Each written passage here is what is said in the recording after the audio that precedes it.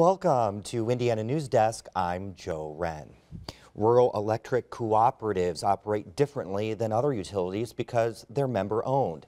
There's no state oversight like with public utility companies. Ratepayers are the members, and they elect a board of directors that, among other things, hire and fire the CEO who leads the organization. It's set up as a democracy with annual elections. Now, each of the 8 directors serves a 3-year term. In the south central part of the state, ratepayers at the Utilities District of Western Indiana will vote tomorrow. And as Sarah Whitmire reports, all of the seats up for election are contested. Valerie Savage lives about 15 miles west of Bloomington's city limits in Porter Ridge. It's the perfect place for her. She's got room for her horses to graze, and her dog can run freely. It'll be 40 years this summer since she moved here. So for 40 years, she's gotten her electricity from UDWI. Tomorrow will be the first time, though, that she's ever voted in a board election. My impulse is to, and this is always dangerous, is to vote against the incumbents just because something needs to change. But that's kind of voting in ignorance, so I kind of hate to do that too. Savage is upset. Like most people, she's always opened her electric bill with a bit of dread and thought it was too much. But still, she was surprised to learn she's been paying more for electricity than anyone else in the state. Because that's the thing, out in the country, everybody's somewhat isolated. I mean, unless it's, you know, family members that you see regularly. I mean, I talk to my neighbors, but not on a regular basis, and usually it's not about the electric bill. Usually it's about, you know, sorry, my horses got out, or, you know, something like that. UDWI is one of 18 electric co-ops that buys its power from Hoosier Energy. But data from an investigation we published last month shows that UDWI customers pay more than members of any of those other co-ops, and their rate of 16.38 cents per kilowatt hour is among the highest in the Midwest. I just got tired of everybody saying every time the wind blew or a bird landed on the line and they were out of power. Were they complaining about their rates, about how much they were paying, though? No, not the ones that was coming up and talking to me. As CEO, Brian Sparks handles the day-to-day management of the co-op and makes recommendations to the 8-member board of directors. One of the major responsibilities of the board is to establish the electric rate the cooperative charges its members. For several years, we have known that we're in the top, I would say, quartile of the co-ops in the state in terms of our rate. You know, there were some needs that we felt we had to address as a co-op. One of the most pressing ones was reliability. UDWI increased spending on tree clearing and brush removal by 74% from 2012 to 2015. The co-op also increased spending on pole tests and meters.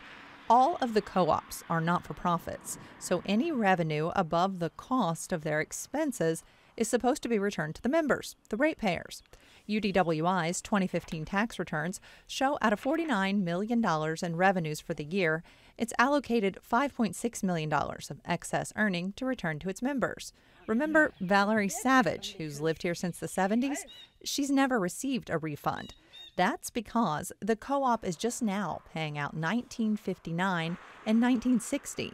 I'm 68 almost, and 1959, you know, I mean, I'm not going to be alive if and I don't have any heirs. And, you know, that was, Brian Sparks was, well, their heirs will get it. Well, okay, maybe, but after 1959, you know, how many heirs are going to be even still alive or in the area? To look at this list of unclaimed, it's to me, it's just absurd. A billboard along the highway that runs in front of the UDWI office in Bloomfield urges voters to vote for change. The ballot includes 3 new names: Todd Carpenter, David Berger, and John Royal. They're challenging incumbents Jim Weimer, Jack Nost, and David Stone. Voting takes place at the group's annual meeting. The Harrison County REMC in the southern part of the state had its meeting this week.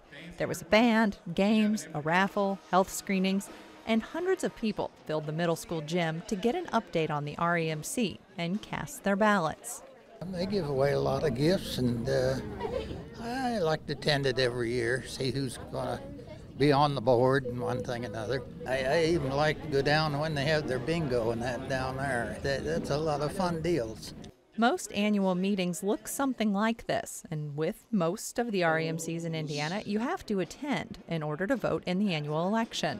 They have a free meal if you get there in time, and they have a band, and they have a health fair, and I mean there's all this stuff, which quite frankly, that's all nice, I guess, if somebody wants to drive 50 or 100 miles, but I'd rather just stay home and get things done at home and be able to check a box and turn in my vote.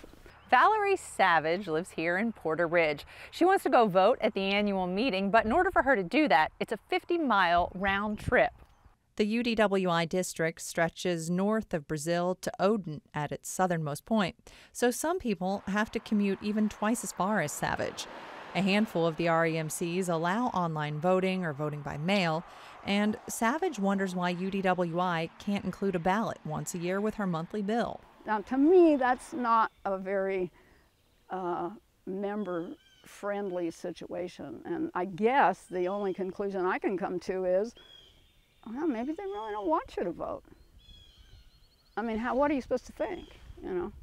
In your opinion, do you feel like this REMC is working like a grand democracy? I do, because they got a chance to change it every year. For Indiana News Desk, I'm Sarah Whitmire. The board positions are paid, and the UDWI board is one of the highest paid in the state.